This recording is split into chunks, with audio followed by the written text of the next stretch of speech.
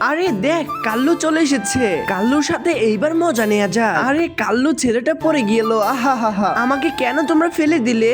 আমি কি করেছিলাম? এখানে কোনো কালো এবং গরিব ছেলেপেলেরা পড়তে পারে না, এখানে সব বড়লোকের ছেলেপেলেরা পড়ে। তাড়াতাড়ি গিয়ে বেঞ্চে বসে পড়।